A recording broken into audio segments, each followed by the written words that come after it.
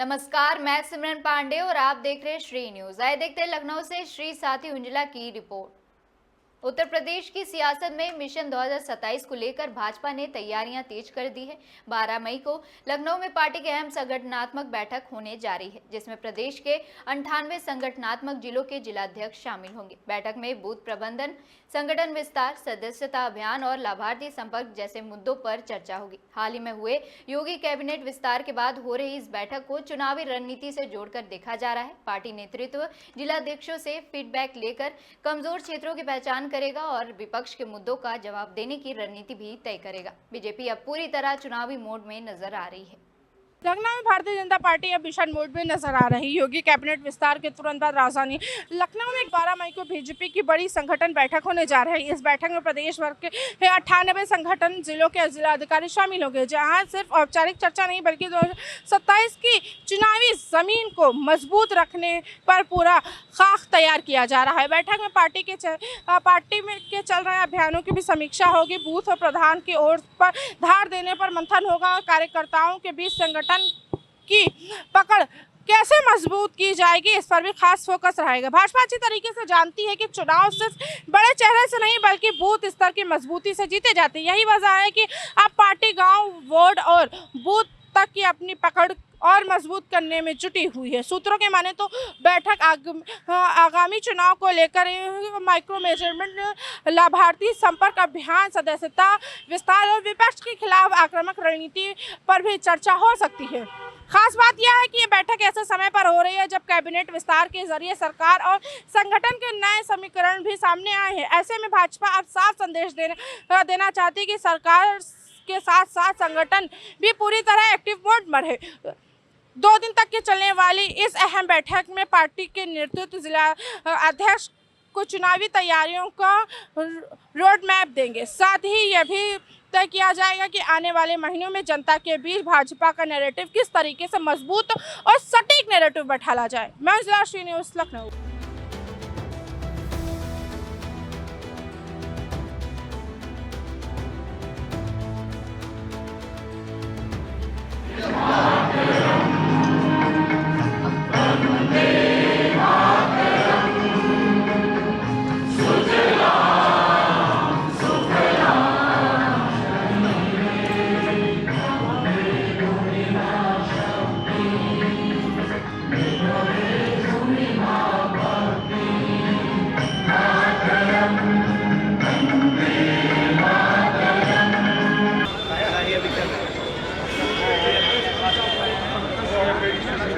अरे काम तो कर ही रहे थे। 2 मंत्रियों का प्रमोशन हुआ है और हमारे 6 मंत्री नए बने हैं और जो 60 का कोटा, हमारे 60 मंत्री आज पूरे जो जगह रिक्त थी वो जगह आज भरी गई है और निश्चित तौर पर सरकार में जो मंत्री लोग आए हैं उनका सहयोग मिलेगा और हमारे जो भी सरकार के निर्णय हैं, फैसले हैं, उन पे भी इनकी भागीदारी रहेगी। उनके आने से और मजबूती मिलेगी सरकार को और सरकार की तमाम सारी जो योजनाएं उनको जन जन तक पहुंचाने में भी मजबूत। अखिलेश यादव कह रहे हैं महंगाई बढ़ने जा रही है, रोजमर्रा की चीज़ें बहुत महंगी हो रही है। चुनाव खत्म होने के बाद ही ये क्यों अखिलेश यादव का?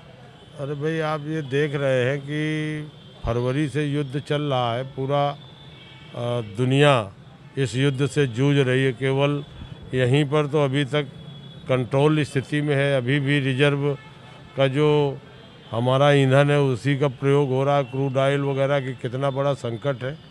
तो ये तो पूरे विश्व में संकट है। उससे मुकाबले के लिए तो हम सब लोगों को तैयार रहना चाहिए, क्योंकि ईंधन ही ऐसी है कि हमारा देश तो इसमें कहीं इतना ज़्यादा पैदा करते नहीं है। हम लोग सभी बाहर से मंगाते हैं। तो इसके लिए तो जब तक पूरे दुनिया की स्थिति सामान्य नहीं होगी तब तक तो हमें आपको थोड़ा इसमें नियंत्रण के लिए भी तैयार रहने चाहिए और इसके मुकाबले के लिए भी तैयार रहना चाहिए। मंत्रिमंडल विस्तार के बाद अब संगठन में बदलाव के संकेत मिले हैं। कल बीजेपी की जिला अध्यक्षों के साथ एक बड़ी बैठक बुलाई गई है, किस तरीके से इसको देखें? अब देखिए, संगठन लगातार भारतीय जनता पार्टी का बूथ स्तर पर काम करता है और बैठकें होती रहती हैं। तमाम सारे ऐसे लोगों को अवसर भी मिलता रहता है और भारतीय जनता पार्टी ही एक ऐसी पार्टी है जो बूथ स्तर तक संगठन है और संगठन को धार देने के लिए लगातार बैठक करके जो हमारे सक्रिय लोग हैं उनको भी जिम्मेदारी देने का काम हमारी संगठन करता रहता है। उसी में हमारे सारे नेता, संगठन के प्रदेश अध्यक्ष, संगठन मंत्री और भी नेता बैठ के चिंता भी व्यक्त करते हैं, उसका एक एक समीक्षा करके काम करते हैं ताकि आने वाले हर बूथ स्तर पर हमारा संगठन मजबूत रहे और हमारी जो भी डबल इंजन सरकार की गरीब कल्याण की योजनाएं हैं वो जन जन तक पहुँचे।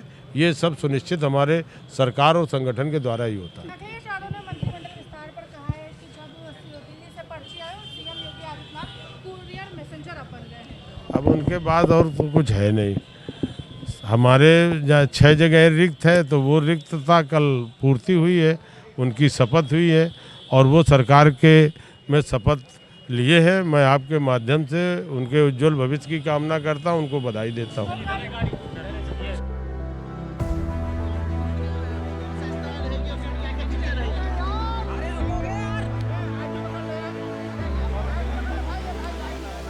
क्या उस पर आगे निश्चित तौर से ऐसे लोगों के ऊपर जरूर से एफआईआर दर्ज होना चाहिए जो प्रधानमंत्री, भारतीय जनता पार्टी का प्रधानमंत्री नहीं होता है, पूरे देश का प्रधानमंत्री होता है।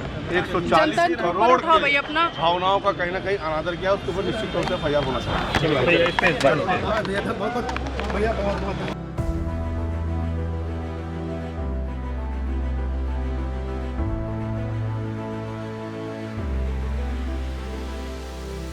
सकेंगे उसी निमित्त यह बैठक बुलाई गई है और मुझे लगता है इससे आगे कयास लगाने की आवश्यकता नहीं है। पीएम की अपील को किस तरीके से आप देखते हैं? पीएम ने एक अपील की है और इसको केवल राजनीतिक नहीं दृष्टि से नहीं देखना चाहिए और जब वैश्विक स्तर पर एक संकट की आहट सुनाई दे रही है तो हर एक व्यक्ति की जिम्मेदारी होती है कि सरकार के इस मुहिम में वह भी जुड़े और जब जनता जुड़ जाती है तो वह आंदोलन बन जाता है। अखिलेश यादव और पूरा विपक्ष चुटकी ले रहा है कि जब चुनाव खत्म हो गया अब तब सारी चीजें याद आ रही हैं। अगर अखिलेश जी ऐसा मानते हैं तो अमेरिका ईरान के युद्ध के कारण जो स्थिति उत्पन्न हो रही है उसको समाप्त करा दे।